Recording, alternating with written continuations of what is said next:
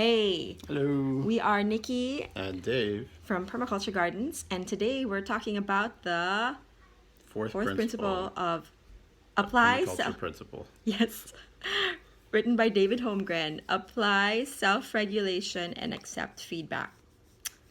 So I'll start with this one. We just Sure. had a really good conversation already going, and I wanted to hit the record button in the middle of it, but we were just talking about how self-regulation. When I started thinking about this principle, it's first of all, principles are universals, and so you can apply this not just to your garden, but really, essentially, this is supposed to be applied to your whole life, and that's why more and more, this is a journey for us. Self-regulation for me is setting. There's something in our gas electric company where we can set sort of a thermostat, and it sends you emails if you are going above a threshold of electricity usage. So if it finds that we're above a certain threshold, and I can't remember what that is right now, but I set it according to what I thought was our median, our average. And nowadays, because it's summer, we find ourselves going above that threshold, and I get emailed, and in a way that's sort of like a feedback that tells me to regulate our use of electricity, that we're going above our standard use of electricity. So this morning we talked to our kids and said, what are the things we can do to save on electricity? And as a permie, that doesn't just stop there. Like, you don't just have one parameter, but you start off, as Dave was saying earlier before we recorded, with one parameter that you set, one standard. You don't lower the bar or you don't keep the bar that way. So You it's go, like basically it's a dynamic system. So while the system is running, we don't just leave it. There's a point where we evaluate it and then we adjust it based off how we've observed that system. So there's an active component to this. It's not a static system that we just leave and go off. We're constantly evaluating whether or not it's performing according to the parameters that we set up initially. so in practical terms, it would be like, okay, now we've gotten to like 30 kilowatt per hour, whatever usage it is. Can we make it even lower? Can we become more efficient in our use of electricity? Can we have a greater R factor in insulating our house? Is that right? Maybe that's for Yeah, we want gas. to increase our factor. Sure. Yeah, and then should we keep the or do we have better windows, or uh, is there better airflow? Can we have breathable homes? Can we make our home breathable? So as a permie, you start thinking of all these other solutions that are lower tech, use less electricity, and actually work with the natural forces to cool your house during the summer. And that's where essentially I think it's exciting, because we are looking to do that more and more, incorporate what my mentor Wayne Wiseman calls whole house agriculture, and become more, from self-regulation you become more self-sufficient. Did you want to add anything to self-regulation and accepting feedback? There's so many examples. Just go to Meliodora or permacultureprinciples.com for So more I kind examples. of But view this one as an extension of the first permaculture principle, which is observe. So that's kind of a passive skill. You're collecting information at that point. So this is now you're kind of into at the first level. It's kind of like you're applying the scientific method to your garden. So you've observed something.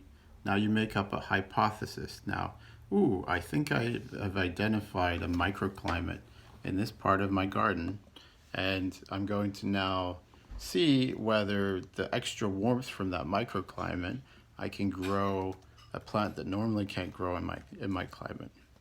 So you set up. First of all, you have to.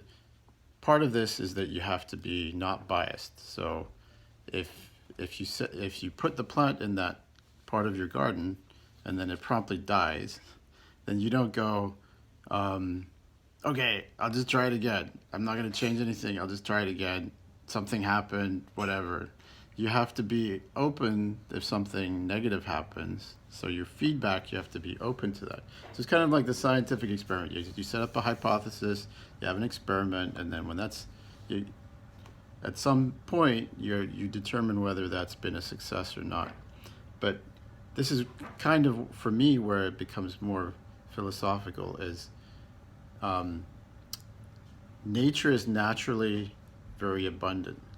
So for me personally, if I set up some garden, like let's say I'm trying a new heirloom variety, or I'm growing a new crop, my expectations of what would be successful are way higher than it just producing some kind of yield.